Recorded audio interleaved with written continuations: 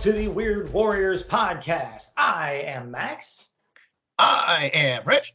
And on this podcast, we will be focusing on the Weird War Tales comic book series published by DC Comics from 1971 to 1983. On this episode in particular, we'll be taking a close look at Weird War Tales number 38. But first, Rich has some retroactive history for you. E. Nelson Bridwell gets the WWP assist this episode. While doing my research for the January 23rd Remembrance post on the Facebook page, I realized that at some point I had added a photo of him on his Find a Grave page, interred at Memorial Park Cemetery in Oklahoma City. I also added his Weird War Tales issue 17 credits to his Wikipedia page. Have to wonder who the next comic creator will be to be so blessed by our meddling. Oh wait, it's Jerry Grandinetti. I added a creator photo and first quote flower to his Find a Grave page back in September of 2022 as well. He's interred at Calverton National Cemetery on Long Island, and I aim to visit that site someday as well. If memory serves, my request for a photo of his headstone for that page is the reason that it's there. Also, spoiler alert, at the end of this episode, you shall get the name of Mystery Creator Remembrance number 2. Intel Report, 1941, The Illustrated Story, a graphic novel published by Heavy Metal in 1979 for the Steven Spielberg directed movie of the same name, starring such luminaries as Dan Aykroyd, Ned Beatty, John Belushi, John Candy, Christopher Lee, Tim Matheson, Robert Stack, Mickey Rourke, and others. The movie script was written by Robert Zemeckis, Bob Gale, and John Milius, and adapted by Alan Asherman for this work. Art by Stephen Bissett and Rick Beach. A week after the disaster at Pearl Harbor, a panicked Southern California is convinced a Japanese fleet is going to come steaming over the horizon any minute and attack. This is a slapstick take on the chaos as an unprepared country gets ready to go to war. Lots of killjoy, and the old comics man bell rings real loud in these pages. But honestly, I don't know if that's a 1970s thing or a reach for 1940s attitudes towards the Japanese. I do need to do a quick history minute for this intel report, however. The film is loosely based on actual events that took place along the west coast of the U.S. in early 1942. The Battle of Los Angeles, also known as the Great Los Angeles Air Raid, is the name given by contemporary sources to a rumored attack on the continental United States by Imperial Japan and the subsequent anti-aircraft artillery barrage that took place from late 24 February to early 25 February 1942 over Los Angeles, California. The incident occurred one day after the bombardment of the Elwood oil refinery near Santa Barbara by a Japanese submarine that fired about 24 5-inch rounds into it. Damage from the shelling was negligible, but played a role in the impending infamous Executive Order 9066 that interned Japanese Americans along the West Coast. Later in 1942, Fort Stevens, Oregon was also shelled with minimal damage by a Japanese sub. It's now a state park, and I've been there. Initially, the target of the aerial barrage over LA was thought to be an attacking force from Japan, but much later was determined to be a weather balloon. And once one gun started firing, nervous trigger fingers from other guns joined in. 5 civilians died during the raid from car crashes and heart attacks. Every February, the Fort MacArthur Museum, located at the entrance to Los Angeles Harbor, hosts an entertainment event called the Great LA Air Raid of 1942. That just sounds like a freaking blast. Pun intended. I'm shocked that you haven't been. But that, as usual, great stuff. I think I saw that movie once when it was available on VHS, and you make me want to go back and check it out again if I can on one of the 17 streaming services I'm no doubt subscribed to. But anyway, that awesome little history minute and intel report and retroactive history aside, we're going to take a short break, give you a chance to catch your breath, and take a listen to an ad for another cool podcast out there. And when we get back from the promo break, we'll take a look at the issue at hand.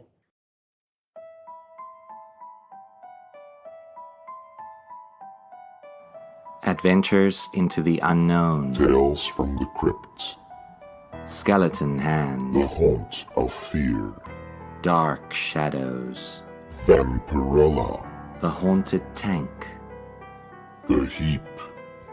Eerie. Swamp Thing. Weird mysteries. Tomb of Dracula.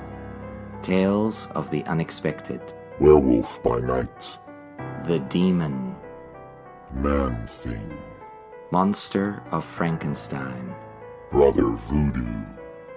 The son of Satan. Night Force. The living mummy. The Sandman. Tomb of darkness. Evil Ernie. Saga of the Swamp Thing. Flinch. Hellblazer. 30 Days of Night. Preacher. The Walking Dead. And we're back. So, as I said before the break, we will be taking an in-depth look at Weird War Tales number 38. And to start off that in-depth examination, Rich is here to hit you with the cover detail.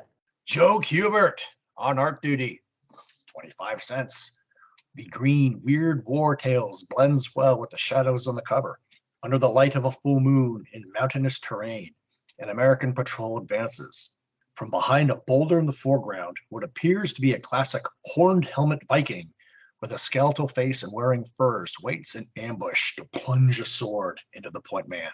Cover date, June 1975. Date of release, March 18th, 1975. Killjoy, as noted in multiple previous episodes, if this guy is Viking, they didn't have horned helmets.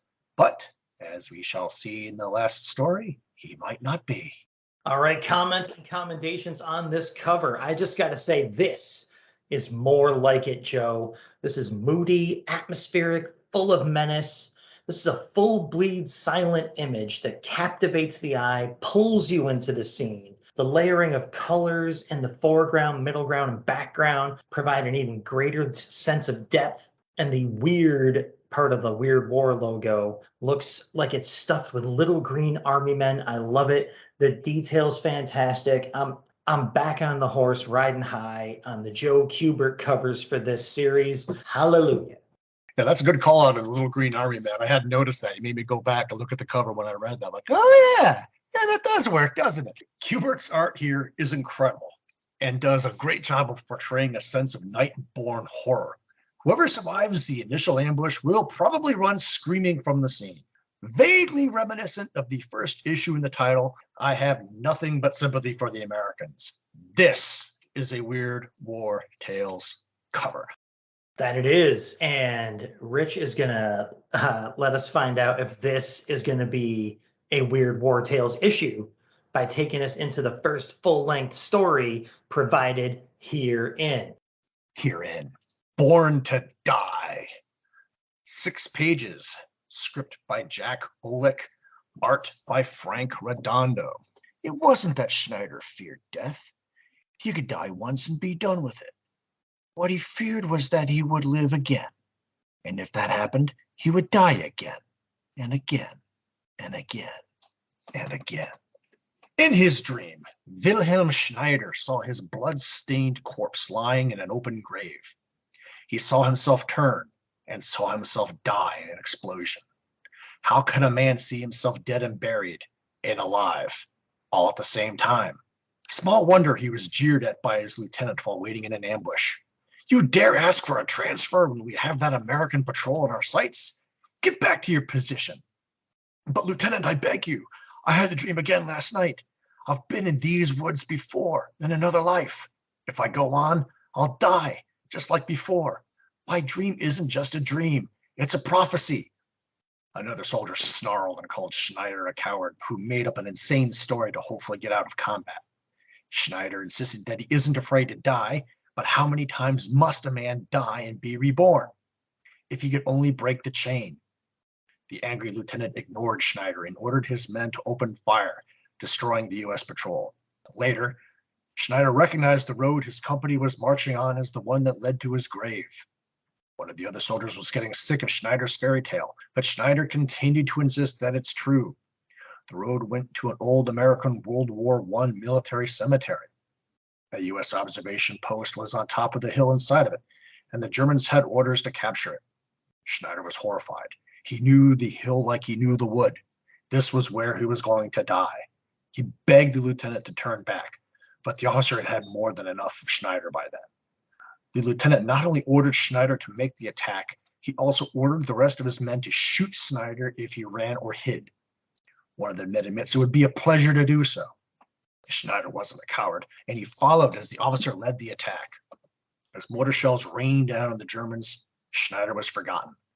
No one saw him fall when a shell exploded directly behind him. In the fight that followed, the outnumbered Americans were wiped out. Afterwards, the lieutenant was startled to be informed that Schneider had been killed. Strange. He really did know he was about to die.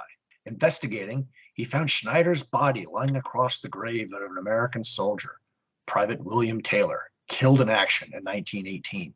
But all the officer could do was shudder and wonder what war Schneider would die in next time. For Wilhelm was the German spelling of William, and the English translation of Schneider is Taylor. It seemed Schneider had found his grave after all. Killjoy, History Minute. I've often mentioned my love of military graves throughout the history of the show. I had to do some research and see if there was actually an American Private William Taylor that had been killed in action in Belgium or France on March 3rd, 1918. The answer is no. That being said, I did find 3 American Private William Taylors that were killed in action in France in 1918 and were buried there. I also found 6 British Private William Taylors that were killed in action in Belgium in 1918 and 41 that were lost in France. If you assume those with the first initial W were also William, you could add 24 more. As an aside, I also did some quick research on the American Battle Monuments Commission website to see if any American World War I cemeteries were damaged in World War II. Ain Marne has over 2,200 graves, and its memorial chapel honors over 1,000 missing. That chapel was damaged in heavy fighting in 1940. It was repaired after the war with the exception of a single shell hole, left to serve as a reminder. No private William Taylors are buried there, but there is a sergeant that died in the flu pandemic, lest we forget. Comments and commendations. I've mentioned before that Frank Redondo was the Sergeant Rock artist I grew up on, and the art in this story took me all the way back. This is what I remember, especially page 3, panel 3 of the GIs being mowed down in the ambush. I also dug the Star of David marker on page 5, panel 1 of the assault through the cemetery. The skeleton being disturbed in the mortar blast is a nice touch too.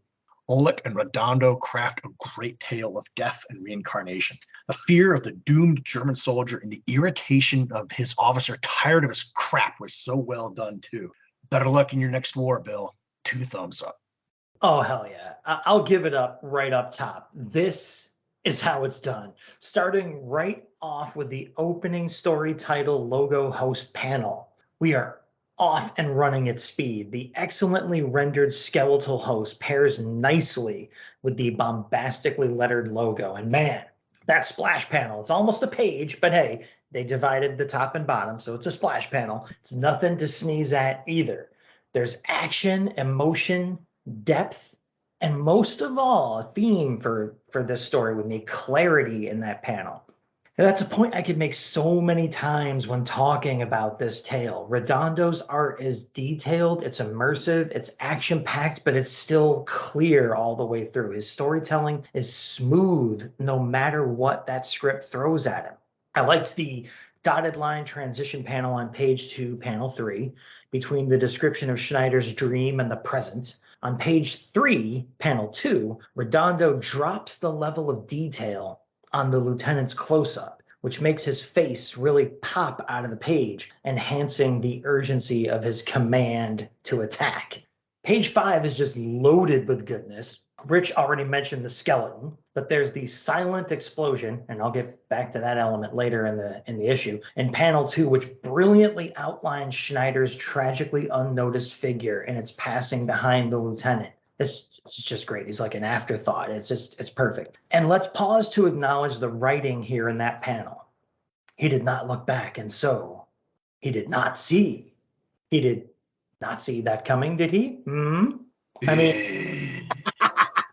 I am very proud of Jack Olick for that one, intentional or not. Also, in panel 3, we are treated to the company plunged on through an inferno of screaming death, which is one of the best potential band names I have ever stumbled across in a comic book. And on page 6, panel 5, I just got to mention that the meaning of Schneider in English was a really well-timed revelation for me, as I just started reading Joe Simon, My Life in Comics. And in the beginning of that memoir, Joe writes that he and a lot of his fellow comic book creator types back in the day were the children of Schneiders, meaning tailors, you know? So yeah, I kind of like this one. Not bad. So let's see if the string continues. I'll take us into the next little short story. It's called The Renegade Dog Face. It's 2 pages long. Script is by George Cashdan. Art is by Jack Sparling. Synopsis goes like this. It's World War IV, and a fleeing GI can't understand why all of his buddies are trying to kill him. Dodging fire, he hopes to find a unit of sane GIs, but 3 tanks cut off his flight. Pleas for mercy are ignored, and the GI screams as one of the tanks crushes him under its rollers. The tank's driver asks the colonel how many men the GI had killed before losing his memory and going berserk. Graves registration is still counting, is the reply. But hopefully, it'll convince those fools in Washington that robot soldiers are a menace.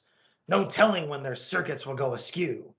As the tank rolls off, they leave behind a destroyed GI robot with its human faceplate falling off to reveal circuitry. Ta-da!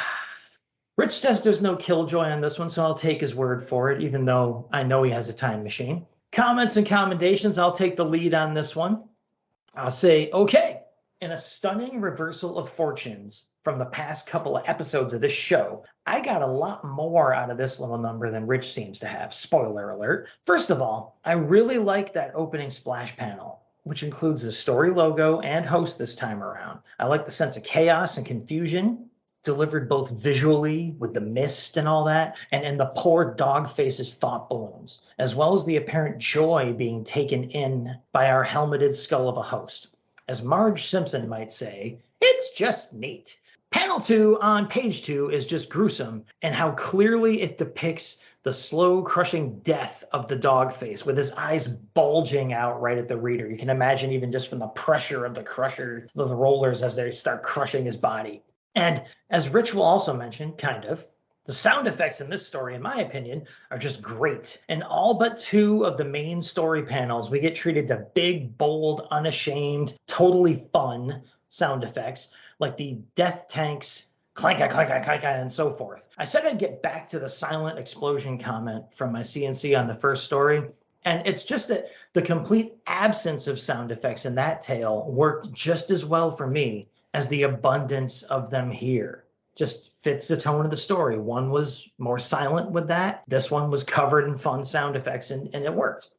As for the message of the story, if folks listen to our coverage of Weird War Tales number 3 from 1997, I'll just say this story carried much the same implied message of New Toys by Grant Morrison and Frank Quitely, but it did so with a lot more clarity, punch, and fun than Grant and company were able to manage. It's a perfectly fun little 2-pager, in my opinion.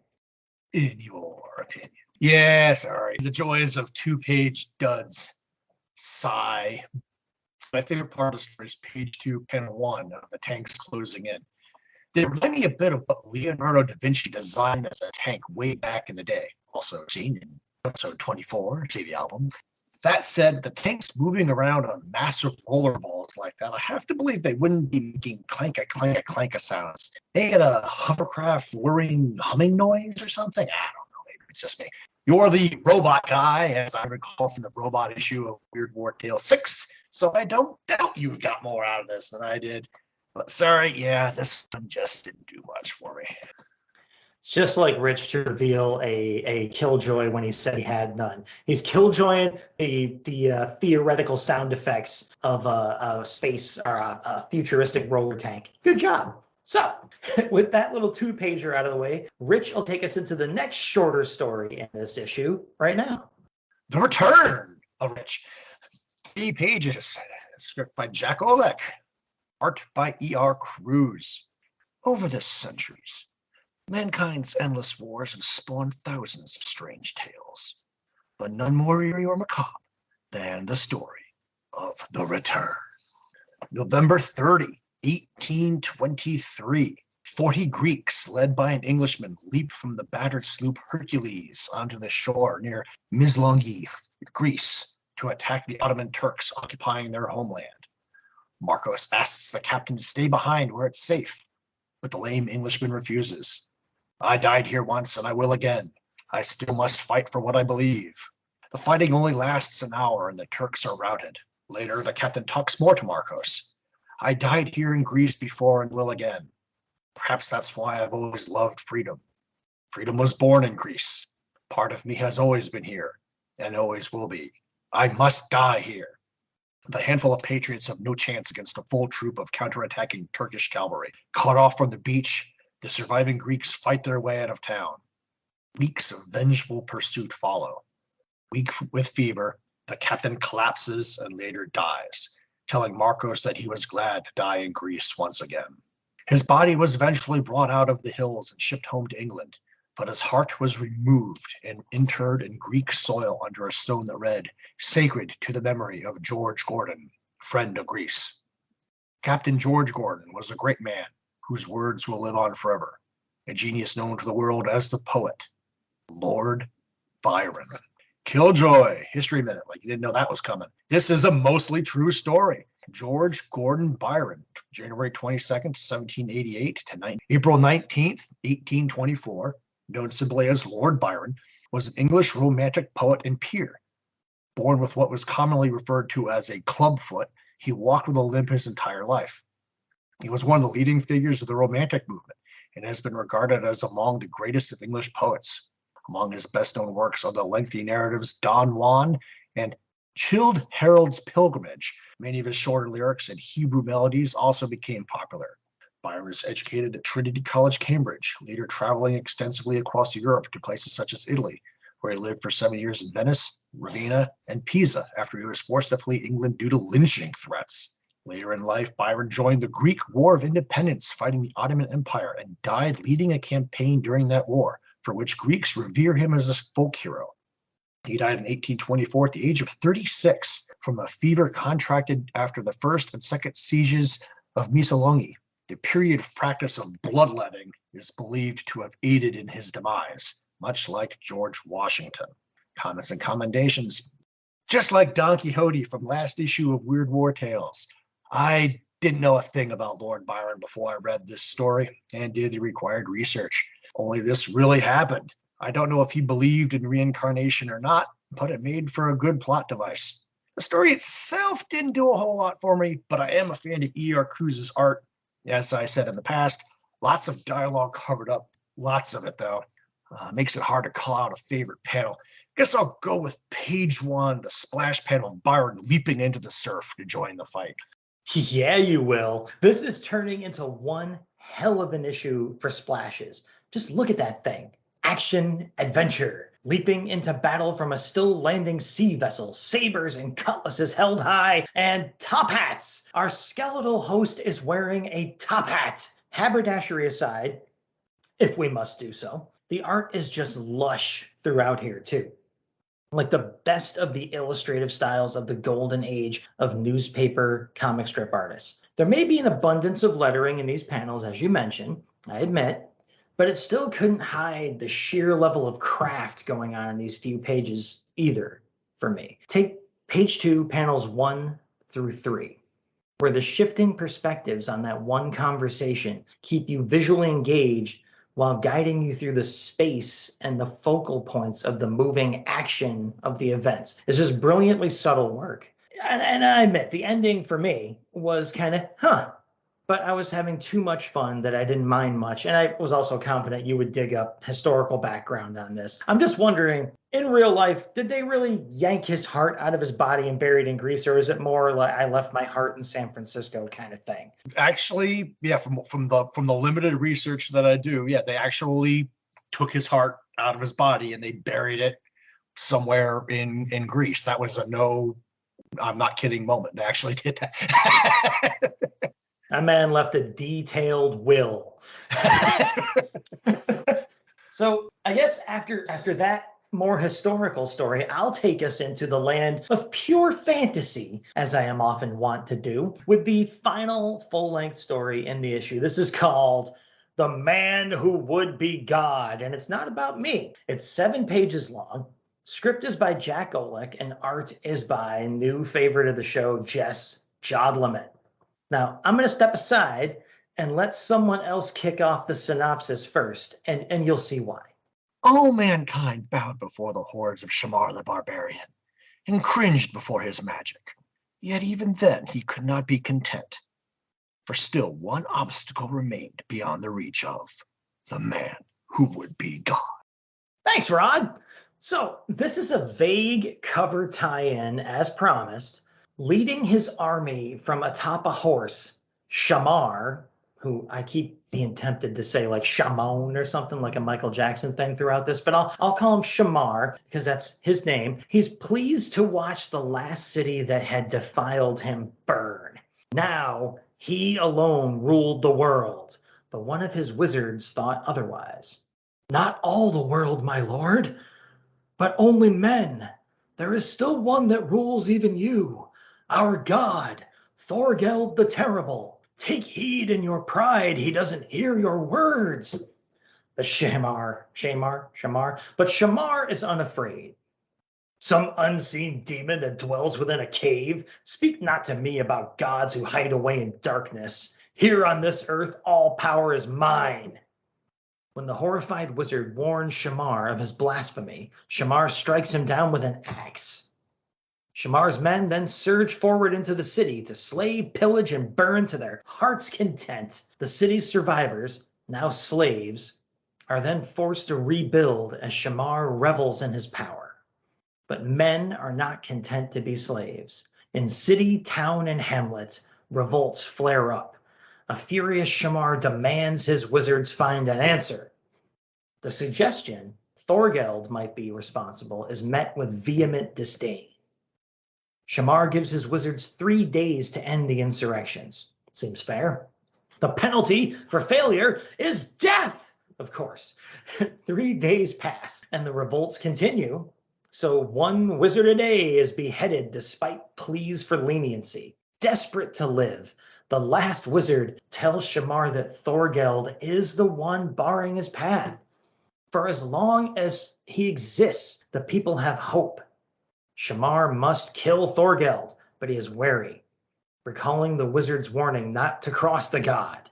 The wizard stands by his warning. No one had ever returned from Thorgeld's cave. The risk was great, but Shamar is surely greater than Thorgeld, and he goes to prepare for the coming battle. Going to the cave fully arrayed with weapons, Shamar descends down into the bowels of the earth. He finds Thorgeld sitting on a throne, holding a golden sword, a hideous green beast with horns, claws, and wicked teeth. Long have I known that you would come, and why, he exclaims, and yet one choice I offer still. Go back and live, or stay and die. Which shall it be? Shamar hurls his axe at Thorgeld, who deflects it away. Your time has come, false god. Time, fool. Here in this cave, there is no time. No past, no future, but only now. Shamar pulls his sword and the battle is joined. How long the Titans struggle, neither knows. The very walls of rock give way before their fury, but in the end, there can be only one winner. And it is Shamar, bringing his sword down on Thorgeld. From this day on, no man will dare raise a hand against me. I am a god. Wearily returning to the surface, Shamar is shocked to discover only a barren wasteland. The trees, the city, everything is gone. And Shamar recalls what Thorgeld had said about there being no time in the cave. How many eons had passed while they fought? Tears glistened on the tyrant's cheeks. Indeed, no man on earth will ever again stand against him. For how can man oppose his will when of all mankind, he, and only he, still lives? So again, Rich claims there's no killjoy. Well, wait for his CNC to see if he means it. So I'll do my CNC first, since I had so much fun reading that. It's a clean sweep of kick-ass splashes in this issue, folks. Ring the bell, hit the buzzer, whatever needs to happen. If I wasn't so lazy, I'd insert a celebratory sound effect right here. I'll, of course, give full kudos to the, you guessed it, story, title, logo, lettering, favorite thing of mine, and the hunkered over husk of our hairy booted host up top. Top-notch stuff. The scripting work is pretty great all through this one, too. On page 1, panel 3, where I read it in the synopsis, but I'm going to say it again, Shamar's "Speak not to me of gods who hide away in darkness" is just classic. Jodliman doesn't take it easy here either. Even if Shamar is putting up his feet on the backs of two unfortunate young women on page 3, panel 1, while he observes the performances of two apparent twin ladies dancing before him, it's full effort in every panel. That one panel alone has so much detail in it. It's just fantastic. All I'll say about panel 2 on that page is that it's a great example of a narrative caption working with the art that's on display. The city is a carnival of savagery and death this bleak day. Indeed, page 4, panel 1 features an excellently dynamic panoramic panel effect. You follow the motion of the axe across the panel, leading into its effect on the other side of the page. So good. The contrast in scale between tiny Shamar entering the massive cave on page 5, panel 3 works well with the massive figures of Shamar and Thorgeld in the very next panel too. So page 6, and I'm going on here, but give me room, people. Freaking love this issue. Page 6, all of it, of course, is just stunning. It's a continuous battle between two figures captured in separate moments in time, all in one flowing panel until the outcome is revealed at the bottom of the page. There is no sitting around on the job here. Jodliman came to work. There's an abundance of creativity on display in these pages as the journey out of the cave that takes place on page 7, panels 1 through 3, uses a similar slices in time effect as page 6, but with panel borders used to good effect instead of the awesome atmosphere of chaos from the previous page. I'll wrap it all up with a superbly rendered closing panel, and I am one happy little reader. This is Conan meets Rip Van Winkle as far as the elevator pitch goes, but the end result was far better than that. Crom! Okay, so he's a barbarian, not a Viking. I retract my cover killjoy. I have to ask, is Jodliman getting better? I want to call out a panel on every page of this story. His work is amazing. I'll be good and call out only 3. The lower right corner on the splash page of Shamar channeling his inner Conan, page 2, panel 4 of the city being burned and pillaged, and page 7, panel 6, the skeletal narrator in barbarian garb, holding the sword with Shamar looking small and alone in the middle of the wasteland are phenomenal. I anticipated Max going all hog wild on this one. Good story. Oleg goes 3 for 3 on full-length writing duties on this issue, even if it does strike me as maybe being about a page too long. Not my genre, but I can't hate on this one. 2 thumbs up. Yeah, good call with the anticipation of me going hog wild there. You know me well. So with that awesome issue out of the way, the story content's done, everything was fantastic. Let's take a trip over to the mailbag, the letters page, a little section that the magazine calls the APO Weird War Tales. Rich? Yes. One of our letter writers, Mark Schmieder, bags on Jodliman, bastard. So just on principle, I'm not going to do his letter. Instead, we are going to do John Elliott from New York, New York, a regular contributor on these pages. And this is his latest bunch of grousing. Dear Joe, you win some, you lose some. Why Weird War Tales number 33 had to be such a poor issue when you had the sterling example of number 32 before it, I'll never know. The cover was under par on all counts. The art looked rushed, and the idea of a skeleton lying in wait is rather a waste anyway. Pride of the Master Race was the logical lead, since it was the high point of the issue. Jack Olek turned in a competent script, although one filled with his usual mistakes, and Jess Jodliman did a fine art job. The unknown soldier bit was good and represented a nice parallel to your own American Unknown Soldier and Star-Spangled War stories. I did a little nod to that. The rest of the mag, however, was just a pair of losers. My Spirit, Your Executioner, had an old premise and an uninspired art. It would have been a lot better idea to spend the 5 pages on a science fiction idea instead of loading the issue with 3 World War II stories. And The Great Brain Robbery was a totally wasted 7 pages, art-wise, certainly. I don't even know if the script was any good because I couldn't get past Bernard Bailey's quote, art. Indeed. Considering this was your first issue at a new, higher price, you could have done better. John Elliott. Well, yeah, I kind of find it hard to disagree with him on much for The Great Brain Robbery. But otherwise, yeah, I got to go against John on most of this stuff. Pride of the Master Race was, solid. The Unknown Soldier nod again. My Spirit, Your Executioner. Again, I wasn't as huge a fan on the interpretation of the Ghost, how the Ghost was illustrated, but I still think that was a great, Vengeance from Beyond the Grave story. Old premise, uninspired art. Man, this is another one of these guys, just like, I like it my way, and everyone else, your opinion sucks. I just, John Elliott. At least you give us something to talk about, man. I'll give you that if nothing else. He gets points for consistency, I guess. But my letter that I'm calling out, it kicks off the letters column, and it goes like this. Dear Joe, hey, now this is the kind of comic I like to write about. I'm talking about Weird War Tales number 33. It was pretty good. Now let me tell you why I didn't say it was pretty great. You're thinking, here we go, all right?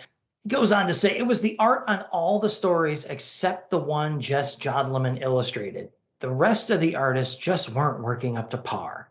I've never liked Jack Sparling's art, and My Spirit, Your Executioner was no exception. I loved the story, though.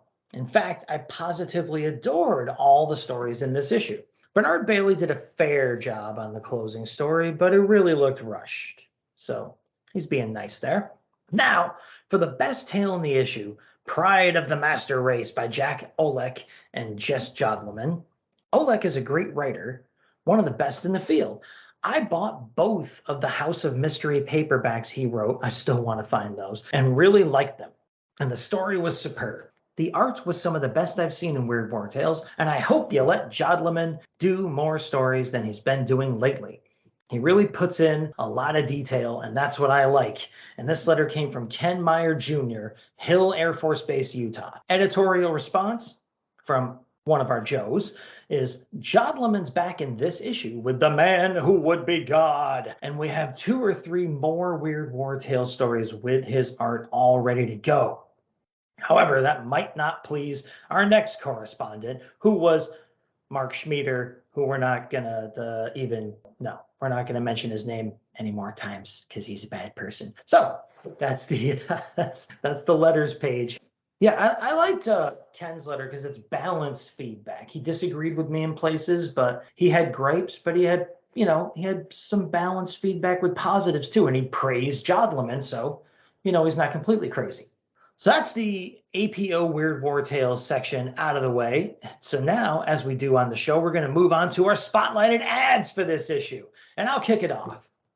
There is a Stalker and Beowulf ad between pages 2 and 3 of The Man Who Would Be God story. Here we have some sign of the attempted fantasy adventure line of titles during what was briefly called the DC Explosion, quickly followed by the DC Implosion. It all started more or less in 1973 with the aptly titled Sword and Sorcery series. That one largely adapted Fritz Leiber's Thackeray and the Grey Mouser stories into comic book form. But it was soon followed up in 75 by, an explosion of great titles like Claw the Unconquered, Hercules Unbound, the Stalker and Beowulf titles featured in this very ad, and The Lost World of the Warlord, which debuted in 75 as a feature and first issue special, but went on to run as a series from 1976 to 1988 thereafter. It's one of my favorite comic books of all time. Considering the closing tale of this issue The appearance of this ad within these pages seems quite appropriate indeed. Verily and forsooth even. There you go. That's my ad for sure. In the centerfold of the comic, there's an ad for Johnny West. Johnny West wants to put you on his most wanted list. Johnny West, the big action cowboy, is rounding up names now to put on his 2 terrific wanted posters. These posters look like the ones that frontier marshals used to catch outlaws in the days when the West was actually wild. And you can get both posters with your name printed right on them. Just buy one of the more than 20 different Best of the West characters. Cut out the name of the character from its carton as your proof of purchase, then send it in with $1 and the coupon below, and we'll send you 2 9x12 wanted posters with you as the bad guy. Johnny West, like all the exciting Best of the West characters, can really move, bend him, twist him, turn him, make him ride, fight, and shoot. He comes with over 20 pieces of authentic, colorful clothing, equipment, and weapons. Everything for any adventure you can think up. Every one of the Best of the West figures comes with lots of detailed Western accessories. You'll never have to buy any extra gear for Sam Cobra the Outlaw, or Fighting Geronimo, or General Custer, or Jane West, or Thunderbolt, Johnny West's favorite horse, or any of the other characters. So get a great Best of the West action figure and send for your 2 great watered posters. And yeah, it's just, Johnny West and Thunderbolt look like Woody and Bullseye from Toy Story. And me being me, you know what I would do with Geronimo and General Custer. They got 2 wanted posters up the upper right-hand corner. Wanted, $5,000 reward, your name, for bank robbery. Well, reward, $10,000 in gold coin will be paid for the apprehension of your name, dead or alive. This is just outstanding stuff. Stuff like this, when you go through these old comics, this is the stuff that you're looking for right here. The coupon expires July 30, 1975. Damn it. Dude, I am so glad you picked that one because I was torn. Like, I'd never heard of these toys at all. I don't think I've ever seen an ad for them before in my life. And the ad itself is just a 2-page gold mine of good stuff to look into and talk about. But I was, my heart belonged to that Stalker and Beowulf ad. So I'm like, I really hope Rich picks Johnny West. And there it is. You got it. So I got to have that included in the show because, man, I was almost going to betray my beloved Sword and Sorcery comics and read about some toy line I'd never heard of. But you got me. You got my back. Yeah, I'd never heard of this one either. Mark's Toys from Stamford, Connecticut. Attention, Jane West. I say, hey, there you go. I wonder if that's a coincidence. I'm hard pressed to believe that it is, though. She runs the front office. With her 6-shooter and leather purse. She's the Flo Steinberg of Mark's Toys. Oh, man. So those excellent ads, topping off an excellent issue. We're going to move on to a foregone conclusion of a section of the show that we like to call Got Any Last Words? A great rebound from the Weird War Tales 37 Don Quixote issue. Some typical 2-page space filler trek, but I have very little to moan about when it comes to the longer stories. Born to Die channels my inner teen years reading rock. So for nostalgia alone, I have to pick that story as my winner for this issue. Solid letters page, ad selections only helps this one along. High marks. Dang. If this wasn't just the thing to pull me out of the nosedive I've been in lately, this book was awesome. I'd have to agree that the first story is the best, as Redondo really knocked my socks off in particular with his work. But it's a pretty close race, so I'll be loyal to my tribe and nominate The Man Who Would Be God, as the difference in rating between them is pretty slight for me there. So thumbs up issue. This one's another one I would hand to someone as an example of the series. I'd put my best foot forward and I would hand them this issue. So there you go, folks. I'm pretty sure you could have figured that out on the way down, but that's our official verdict. So now we'll move along to the Dead Letter Office, a little social part of the show, where we will first remind you that over on redbubble.com, you can visit the Weird Warriors Podcast PX, search the Weird Warriors Podcast on redbubble.com, and you can get our awesome logo drawn and designed by Bill Walco of the Hero Business online comic strip on just about anything you could possibly imagine. Well, maybe not, but I don't know you people. All right, I'm keeping my eye on you. All right, so go do that. Get yourself some cool gear. And then while you're wearing it, drinking out of it, running your mouse across it, or whatever you want to do with it, you can go to Facebook and, give us a high five like these people did. The Deer Watchers podcast. Awesome, awesome podcast. There's going to be a lot of podcasts on here, people. The Stop Let's Team Up podcast by my buddy Ross. A World on Fire, an All-Star Squadron podcast by Billy D and a rotating host of guest hosts. We got Peter Watson of the Earth 2 podcast, Billy D himself, Martin Gray of the Too Dangerous for a Girl blog. If you want to keep up with current DC comics, that's where you go. Tim DeForest of comicsradioblogspot.com, Luke Giaconetti of the Earth Destruction Directive, Bill Mooney of the Weird Warriors podcast Facebook page, a constant commenter and companion and colleague of ours over there, and the Magazines and Monsters show, yet another podcast by Billy D and friends. He's a busy guy. Over on Gmail, where you can find us at weirdwarriorspodcast@gmail.com. We got a couple of letters from some of our buddies. Our first letter is from the aforementioned Tim DeForest, and he says, in regards to DC and Marvel African-American characters fighting in white units, Gabe Jones with the Howling Commandos might be justified if you assume that the Howlers were handpicked by Nick Fury and not even the Allied High Command was willing to say no to Nick. After all, would you say no to Nick Fury? I wouldn't take my chances. Gus Gray is an unusual example, Tim continues.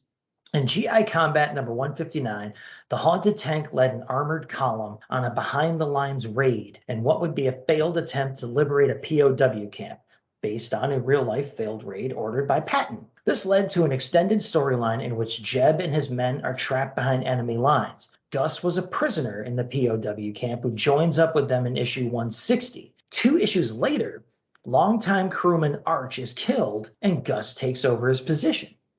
By the time they get back to Allied lines in 168, Gus is now considered one of the crew by the others. Whether he would have been allowed to stay with the crew in real life is sadly unlikely, but the unusual circumstances and the acknowledgement during the story arc that the military was usually segregated, so they did mention it, does give some justification for it. Tim goes on to say, I was very happy to hear you discuss a Captain Storm story, and so were we. I love any story with a PT boat in it. As a child, I read 2 different young adult novels about PT boats that gave me a lifelong love of those crafts. I was eventually able to find both books as an adult and discovered I had great taste in literature as a kid. Both are great novels, and he sent pictures of them over.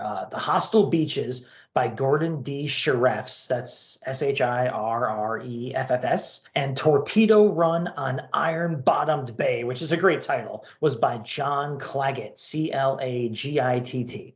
Tim finishes up saying, it should be noted that based on the number of PT boat stories that appeared in The War That Time Forgot, close to 60% of PT boat missions during the war apparently involved fighting dinosaurs. Well, I mean, that's a good use of time if you ask me. I know Weird War Tales ran some War That Time Forgot tales late in its run, but you guys should cover one of the early ones from Star Spangled War stories. It just might happen.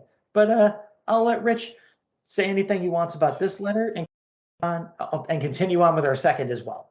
Yeah, I don't doubt that we'll get into one of the Star Spangled War stories at some point here. But actually, going back into the whole PT boat thing, for a while, the National World War II Museum down in New Orleans actually had PT boat rides on Lake Pontchartrain. They fully restored a World War II era PT boat, and you could take freaking rides on it. Now, they don't do it anymore, unfortunately. I don't know if COVID slowed things down or whatever, but the boat has physically been removed from the water, and I think it's just on permanent display on land in the museum, which is unfortunate. I mean, the World War II Museum down in New Orleans is obviously one of like the top 3 destinations in this country that I need to get to that I haven't gotten to yet. And that would have been high on my list of things to do. But unfortunately, it appears that they do not offer said rides anymore. So, but yeah, that would have been a freaking blast. Talk about a photo opportunity for you that's now gone. Yeah. So, yeah, I haven't even been in New Orleans yet. So that is on my list. The National World War I Museum is in Kansas City, I think, and that's on my list also for multiple obvious reasons. But anyway, continuing on to our letters page here, Mike Stewart reached out to us and said, episode 40 was another good show and a nice derivative of the topic while still remaining in the show's wheelhouse. I do have a possible bit of killjoy to Rich's killjoy for the story Enemy from the Blitzkrieg book. Regarding weapons, etc., he seems to be taking the tact that the story is set in September 1939. However, from the description, I get the impression that it was actually set during the 1944 Warsaw Uprising. Is there anything in the book that sets the date? If it's the uprising, it would explain the MP40s and Bren guns, wouldn't it? Keep up the good work. Mike in Texas, save for half podcast. And I went back and I reviewed the issue and everything, and I respond with this. While there is no date in the story, the biggest tell for me is the radio station. If it was during the uprising, it would probably be a hidden underground station, not something in an above ground building. And it's what the broadcaster is saying about Warsaw still stands, Warsaw still stands, that also leads me to thinking that about it being 1939. Could I be wrong? Sure. But a healthy debate about comics is what we're here for. Weapon-wise, yes, I'd be willing to give either the 43 Warsaw Ghetto Uprising or 44 Warsaw Uprising a pass with random allied weapons through supply drops, however unlikely. And at the time that we're recording this, we've already recorded a story that had an extensive Warsaw Uprising history minute in it, which you are all undoubtedly tracking by now. All right, I love it. War of the Killjoys. That's certainly what I'm here for. I love it when someone comes on to rebut one of Rich's Killjoys. Just get him, everybody. Sick him. So, with all that out of the way, a fantastic episode, in my opinion anyway, I did a good job. A fantastic issue of Weird War Tales, great letters, all that stuff. I'm going to shut my mouth to the relief of all human beings and let Rich hit you with the teaser for the next episode. Weird War Tales number 39. It's what you're here for. Kangaroo courts. Pearls of wisdom. I love the army. Why do we even do these teasers? You'll be here either way. I know we will. And to wrap on the Weird Warriors podcast giveaway contest. Yeah, we went over 2. No guesses were even received after the last round of hints, so I still have all those stars for a future attempt at a giveaway. I'm not going to rehash all the clues, so go listen to the end of our last episode for that. Our 3 honorees are the aforementioned Joe Simon, Rod Serling, and Joe Sinnott. Max and I both had the honor of meeting him at different times and getting signatures. For the purposes of the show, this goes back to our first Road Warriors episode, released on July 4th, 2021, when the 2 of us discussed traveling with Sue Glanzman to Joe's gravesite. The episode also covered plans to get Sue and Joe together for their first meeting in years at Albany Comic-Con, only to have that con canceled due to COVID, followed by Joe's death only months later. To refer back to one clue, however, Joe Sinnott died June 25th, 2020, and Rod Serling died June 28th, 1975. Quote, quote, 3 days apart, but in different years. So, didn't think those were that hard, but what do I know? Hey, give us ideas for a future topic. Hey, as far as I'm concerned, all that failure to receive a winning submission proves is that nobody out there is as big of a nerd as you are when it comes to these minutiae. And that's kind of a relief, really. But you know, opinions may differ. But man, what Rich thinks is easy for a quiz about war figures and minutiae and stuff is bound not to be for people with normal functioning brains. So that aside, I will say, as Rich said, we will be here no matter what next time, because you know what? We're the Weird Warriors. We're the Battling Bros. This is the Weird Warriors podcast, and we promise to make war No more.